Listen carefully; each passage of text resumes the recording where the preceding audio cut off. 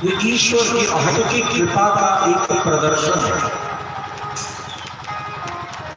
वो कृपा न जाने कैसे कर लेते हैं।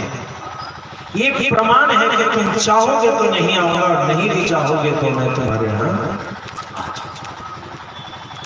नहीं तो कई लोग, संजोग से एक बार इस क्षेत्र में हम भी थे, एक महोदय ने कहा महाराज जी मनौती का सत्यनारायण व्रत कथा है। हम बोले मनौती किस चीज का है? तो मनौती है नौकरी लगने का। मेरे मन में तो सवा मन का लड्डू फूट गया कि मनौती जब नौकरी लगने का है तो कम से कम 1 महीने का तनख्वाह तो आज दे ही देंगे। शायद घूस से लगी होगी नौकरी, उसने जो देना होगा तो पहले ही घूस में दे दिया। खैर नौकरी लगी तो हमने पूछा भैया कथा कैसे वाली सुनोगे? सुनो। तो महाराज जी जैसा कथा कीजिएगा वैसा कीजिए, हम आपको वो क्या कहते हैं निराश नहीं करेंगे। अब तो महाराज मेरा मन का लड्डू सवा मन से 2.5 मन का, वाह भाई कोई तो अखाड़े में मिला कि खूब आनंद लिया जाता है।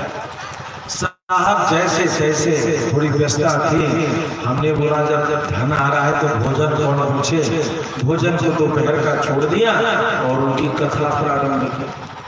अब भैया हमें तो एक श्लोक समझने में आधा घंटा लग जाए, उनको पूरी भागवत सत्यनारायण प्रभु की कथा सुनानी थी। लग गए जमा पूंजी हमें 3 घंटे, बज गया शाम का 4। अब जब शाम का 4 बज गया पहुंचे, चरणामृत आदि दिया, मंदिर के पुजारी जी ने कहा कि सब प्रसाद बांट दीजिए, रक्षा सूत्र बांधिएगा। तो सब लोग खुशी होंगे कि इनके भाई परिवार को नौकरी मिली है। 10-10 रुपए करके आज तो आपको भी 500-1000 रुपया आमदनी हो जाएगा। रात में 8:30 बजे महोदय आए, महाराज जी आपकी दक्षिणा हाथ में धरी जमा पूंजी 200। कितना रुपए? 200 रुपये।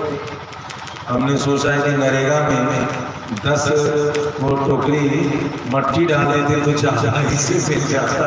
पूरा दिन निर्जला रख दिया, भूखा रख दिया और खुशी इतनी बड़ी, एकदम बढ़िया सिल्क का कुर्ता, दोनों बुढ़ा बुढ़ी पहन के मुंह में पान, और वो इतनी बढ़िया से और जबरदस्ती 200 का।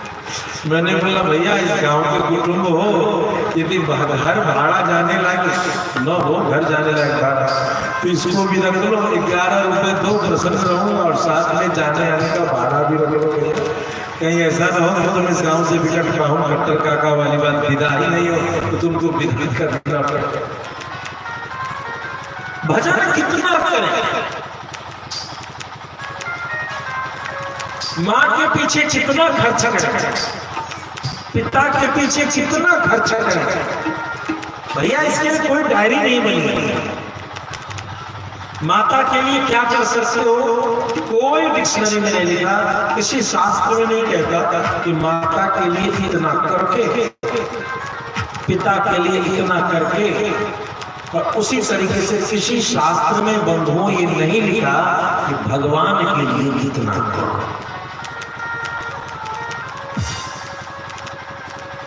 तुम अपने धन से सारे कर्तव्यों को करते हुए ना, छठ में 500-700 रुपए की साड़ी यदि देते होगा तो साल भर का कोटा पूरा होगा।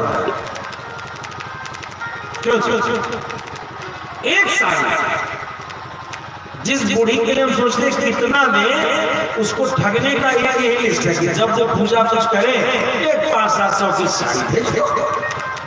दुकान वाले को कह दो कि माँ पूजा को बैठी 700 का साड़ी दे दो। बाप को 500-700 का कुर्ता दे दो, बाप खुश है। वो बड़े नाटक में पहनेगा कुर्ता तुम्हारा, कहेगा बेटा सिलवाया। कितना देगा भैया और कितना करेगा, कोई सीमा है? कोई सीमा है? जब हनुमंत जी महाराज चलने लगे तो पूछने में कितना करो, कहिए तो पूरी त्रिकुटे पर्वत को उखाड़ कर दे। आनो यहाँ त्रिकूट, आनो यहाँ त्रिकूट। कैसे पता चलेगा व्यास जी क्या बोल रहे हैं? भैया रामचरितमानस पढ़ो, गीता जी पढ़ो, वरना लोग तुमको तुम्हारे धर्म के बारे में कुछ भी बोल के चले जाते हैं और इतना सुंदर प्रस्तुति करते हैं, तुम ताली बजा देते हो, खुश हो जाते हो और उसकी बात में मान लेते हो कि भैया इस धरती में सबसे खराब धर्म तो सनातन धर्म है। जिस ग्रंथ में रामचरितमानस लिखने के बाद भी बाबा तुलसी को लगा कि मैंने अनुचित किया, तो सबसे ऊपर श्री लिखा, सीता जी का प्रतीक, उसी ग्रंथ को नारियों के विषय से कहता है कि फाड़ के फेंको। इसीलिए पढ़ो, पढ़िए,